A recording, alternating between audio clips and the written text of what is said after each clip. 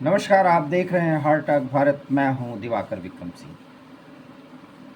चौथे चरण का चुनाव 96 सीटों पर बहुत अच्छी तरीके से प्रगतिगामी स्तर पर आगे बढ़ रहा है और इस बार पूरे देश की जनता को सुकून होगा प्रथम दृष्टया। और 5 और 6 बजे के बीच अब ये चर्चा नहीं होगी कि इस बार भी वोटिंग कम हुई, क्योंकि अभी तक जब मैं आपसे बात कर रहा हूँ तो वोटिंग प्रतिशत बिल्कुल सही दिशा में आगे बढ़ता हुआ दिख रहा है और अनुमान है कि 65% तक या उससे अधिक मतदान हो सकता है। मतलब 3 चरणों का मतदान कुछ अच्छी प्रगति के साथ आगे बढ़ रहा है और हो सकता है कि आश्चर्यजनक रूप से उसमें प्रगति हो। पहली बात। दूसरी बात, जेल से छूटने के बाद अरविंद केजरीवाल जिस अंदाज में दिल्ली की जनता के सामने प्रस्तुत हो रहे हैं और 10 गारंटियों के साथ पूरे देश की राजनीति को एक नई दिशा देने की बात कर रहे हैं, उस अरविंद केजरीवाल के घर पर ही आज उनकी अब तक की सबसे बहुत, आप कह सकते हैं कि बहुत अच्छे स्तर पर सहयोगी रही और सबसे विश्वसनीय सहयोगियों में से एक स्वाति मालीवाल, जो राज्यसभा में मेंबर भी हैं, मतलब राज्यसभा सांसद हैं और आम आदमी पार्टी का नेतृत्व करती रही हैं और अरविंद केजरीवाल के समर्थन में बोलती रही हैं। आज अरविंद केजरीवाल के घर पर उनकी जम करके पिटाई हुई है और पिटाई कोई और नहीं किया है, अरविंद केजरीवाल के निजी सचिव वैभव कुमार, जो पूरे अभी तक के प्रकरण में जो शराब घोटाला हुआ है वो भी कहीं ना कहीं इन्वॉल्व बताए जा रहे हैं। आज उन्होंने पिटाई की। मुद्दा हम इस पर डिस्कस करेंगे नहीं, क्योंकि इस पर तो आपको खबर मिली गई होगी कि स्वाति मालीवाल ने पुलिस को कॉल किया, उसके बाद पुलिस अरविंद केजरीवाल के घर में दिल्ली पुलिस पहुंची है और बताया तो ये जा रहा है कि पहले उन्होंने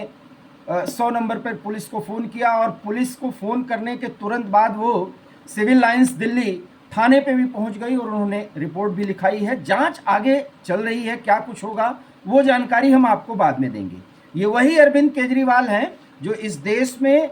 महिलाओं की सुरक्षा की बात करते हैं और दिल्ली पुलिस को अपने हाथ में और दिल्ली को पूर्ण राज्य का दर्जा दिलाने की बात करते हैं, जो अपने ही एक सहायक और एक सांसद जो कि महिला है और महिला मामलों पर बड़ा खुल करके स्वाति मालीवाल बोलती रही हैं। लेकिन आज उन्हें पता चल गया कि अरविंद केजरीवाल के नेतृत्व में महिलाओं का सम्मान कितना होता है। देखिए, ये कोई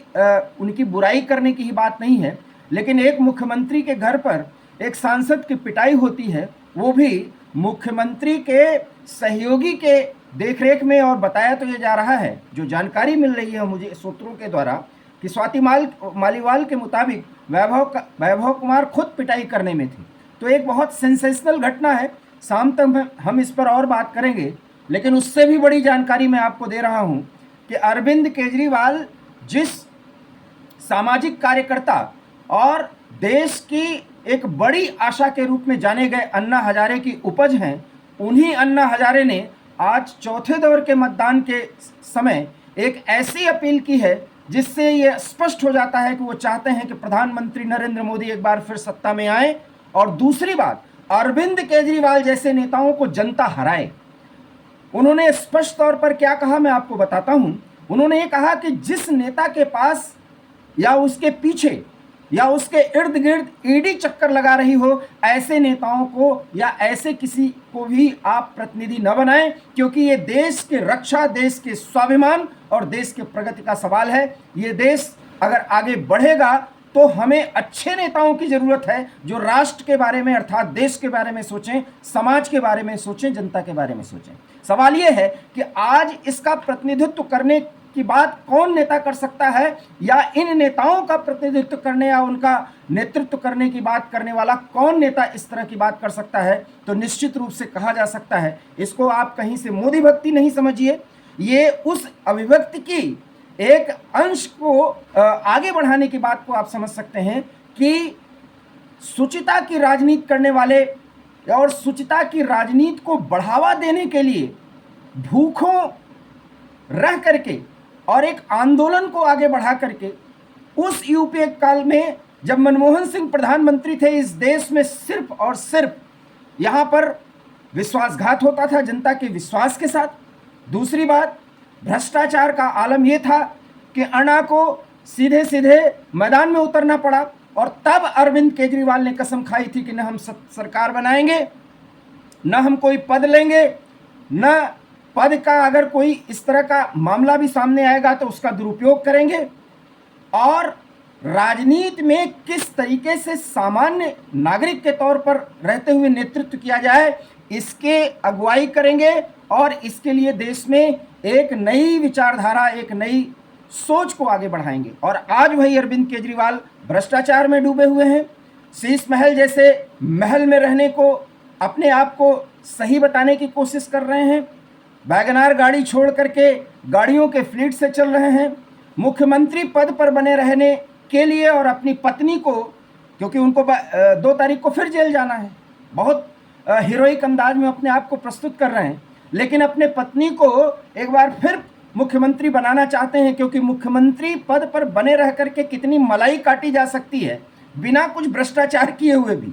क्योंकि सुचिता की राजनीति तो रही नहीं। और ज़्यादा आक्रोश कम से कम मुझे इस बात का होता है कि ये व्यक्ति सुचिता की राजनीति करने की बात करके ही इस देश की जनता को एक नई दिशा देने की बात कर रहा है, वो भी तब जबकि चार्जशीट पेश होने वाली है 10 गारंटियों की। मतलब लालू प्रसाद यादव से भी आगे बढ़ करके धृष्टता की पराकाष्ठा पर पार करने वाले अरविंद केजरीवाल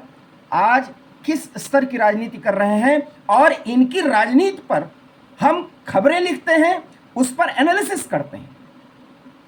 एक घाघ प्रकृति के व्यक्ति का, जिसका स्तर इस स्तर पर आ गया हो, स्तरहीनता की पराकाष्ठा पार कर गया हो, बोलने के दौरान जो अंदाज मेरा है वही अंदाज आप महसूस करिए अन्ना हजारे का था। वो अन्ना जो अरविंद केजरीवाल को अपना बच्चा मानते थे, और आज उन्होंने साफ तौर पर अरविंद केजरीवाल के संदर्भ में यह कहा है कि ईडी इनके पीछे लगी हुई है। इस व्यक्ति को सुचिता की राजनीति करने का दावा तो करना ही नहीं चाहिए, और स्पष्ट रूप से उन्होंने अनुरोध किया कि ऐसे नेताओं को राजनीति में न लाएं, क्योंकि यह देश के भविष्य की बात है। देश में सुचिता की राजनीति करने वाले, देश के आम नागरिक के बारे में सोचने के लिए जो आगे बढ़ रहा हो उसको आगे बढ़ाया जाए, उसको नेतृत्व दिया जाए। तो सवाल ये है कि जब पिछले 10 साल के ट्रैक रिकॉर्ड के आधार पर देश के आम जनता से कोई प्रधानमंत्री अगर अनुरोध कर रहा है, आशीर्वाद मांग रहा है, तो अन्ना का इस वक्त पर जब चौथे दौर का मतदान चल रहा है, तो आखिर में उनका भी अनुरोध और उनका भी इशारा और उनकी चाहत क्या है, इसका अंदाजा आप सहज लगा सकते हैं। मतलब और मायने साफ हैं। हम इन्हीं कुछ वीडियो के माध्यम से आपको बताने की कोशिश कर रहे हैं कि 10 गारंटियों की बात करने वाले अरविंद केजरीवाल जब स्पष्ट रूप से यह स्वीकार करते हैं कि आएगा तो मोदी ही, आज उनके गुरु और उस गुरु की नाराजगी, जिसको शर्म आ रही होगी ऐसे नेतृत्व करने वाले को मैदान में उतारने की, जो उन्होंने कोशिश की और जिसमें उन्होंने सुचिता के राजनीति को आगे बढ़ाने वाले के रूप में एक व्यक्ति को उन्होंने राजनीति में पैदा किया, इसके लिए उनको फक्र होता था। आज उन्हें उस फक्र को उठा करके फेंक देना पड़ा, और वो कितने मायूस हुए हैं उनके इस वक्तव्य से देखा जा सकता है। अन्ना हजारे आज भी एक संत का जीवन जी रहे हैं, और उन जैसे गुरु के बारे में भी इनके पार्टी के नेताओं के बयान भी आप समय समय पर देखते रह रहे हैं। अर्थात जिसने इन्हें पैदा किया, जिसने इनको वजूद दिया, जिसके कारण से ये राजनीति में आज इस स्तर पर पहुंचे, उसी के बारे में इनके नेता क्या कहते हैं, और अपने गुरु के पास जाकर के अपने गलतियों की माफ़ी न मांगने की इनकी हिमाकत, ये स्पष्ट करती है कि अरविंद केजरीवाल देखने में जो लगते हैं, अंदर से उतने ही गलत और गंदे प्रवृत्ति के हैं। और ये लोकतंत्र है, इसमें ये कहा नहीं जाना चाहिए खुल करके, लेकिन इसलिए कहना पड़ रहा है क्योंकि इस व्यक्ति ने सुचिता की राजनीति की बात अपने 10 गारंटियों में की है, जब ये कहता है कि बीजेपी के भ्रष्टाचार को के वॉशिंग मशीन को हम खुलेआम चौराहे पर तोड़ेंगे। सवाल ये है कि भ्रष्टाचार में आकंठ डूबने वाले अरविंद केजरीवाल और उनके 5 सहयोगी जो जेल से जल्दी नहीं निकल पाएंगे, जो ये बता रहे हैं कि वो बेल पर आए हैं और वास्तव में वो बेल पर हैं नहीं, उनको तो एक छूट दी है, एक रहम की है जजों ने, और उसे भी स्वीकार किया जाना चाहिए। हालांकि उसको भी चर्चा का विषय है कि क्या अरविंद केजरीवाल को अगर इस तरह का बेल मिले तो क्या हेमंत सोरेन को नहीं दिया जाना चाहिए? फिर तो कई लोगों के बारे में बात की जा सकती है, खैर उस पर हम नहीं जाना चाहेंगे। लेकिन अन्ना हजारे की नाराजगी इस बात की ओर संकेत करती है कि वो चाहते हैं कि अरविंद केजरीवाल को इस लोकसभा चुनाव में जो उनके सपने हैं उसको ध्वस्त करते हुए उनको एक कड़ी सबक सिखाने की कोशिश करें, क्योंकि जनता के ही हाथ में इस समय सरकार की चाबी है और नरेंद्र मोदी को एक बार फिर प्रधानमंत्री बनाया जाए। हालांकि उन्होंने ये शब्द या वाक्य नहीं कहा है कि नरेंद्र मोदी को प्रधानमंत्री बनाया जाए, लेकिन जो देश के बारे में सोचे और देश को आगे बढ़ाने की बात करे उसे चुनना चाहिए। स्पष्ट और इशारा साफ है। अब आप खुद ही अंदाजा लगाइए कि जब अरविंद केजरीवाल को राजनीति के ककहरा के सिद्धांत को दिखाने, समझाने, बताने वाले उनके गुरु ही अपने चेले को भ्रष्ट कह रहे हैं और एक शुचिता की राजनीति और देश की